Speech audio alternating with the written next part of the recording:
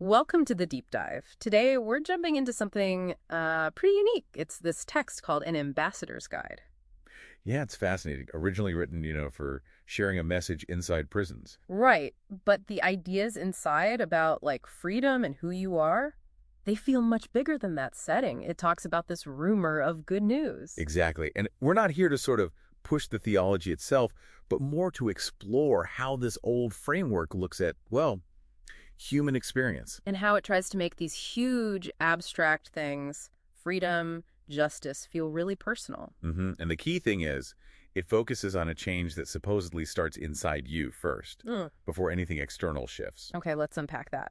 So the guide kicks off by talking about something I think we all kind of get that feeling of being, defined by your record. Yeah, the mistakes you've made, the rules you've broken, like facing a judge, maybe, and just feeling stuck with your sentence. It asks you to think about that feeling, doesn't it? What's it actually feel like to be judged only by your past? It does. And then right there, it introduces what it call this rumor from a higher court. A higher court. Yeah. It paints this picture of a king who is also the judge, but, and this is crucial, also a father figure. Okay. And this king, looking at your case, declares a full pardon. And get this, it's not just like time off for good behavior. No. No. The guide says he took the entire file of ordinances and rules that were against you and just wiped it clean.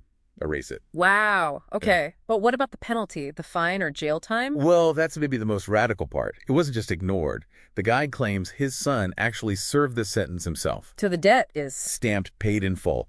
According to this framework, that act fundamentally changes your whole legal standing. You're free from that record. Okay, that's a huge idea. So if someone accepts that, if that pardon is real for them, Yeah. what does it mean right now? Like today? Yeah, that's where it gets really interesting. Because it's not just about some future release date. It's about freedom now. How does that work if you're still, in a difficult situation, maybe even literally confined? Well, the guide uses this powerful story about two guys, Paul and Silas. Right, I remember them. They were locked up, beaten, thrown in the deepest part of the prison. Really bad spot. Yeah. But then, at midnight, Mm-hmm. they weren't complaining or, cursing their luck. They were singing hymns. Singing in Yeah. that situation. Why? That's the core of it. Their secret wasn't hope for parole. It was knowing, deep down, that their true identity in the eyes of that higher court wasn't prisoner. Ah, okay. So even though their bodies were locked up... Their spirits were already free. That's the idea. No wall, no guard could touch who they really were. True freedom, it suggests, isn't about location. It's internal. So you could be anywhere, facing anything, and still find that cozy room of peace inside. Because your worth isn't tied to labels or circumstances. That's exactly what the guide argues. Your spirit doesn't have to be a prisoner, even if your body is. Okay. That's one level, but then it goes even further. Yeah, it does. Because this king figure, he doesn't just pardon. He metaphorically adopts people. Adopts, like, into his family. Precisely. The pardon, the guide says, is almost like the paperwork to get you into the family. Yeah. It's the start of a whole new relationship. So imagine that, having a father who's also the ultimate king, who promises you're standing with him, is secure. Forever. Yeah.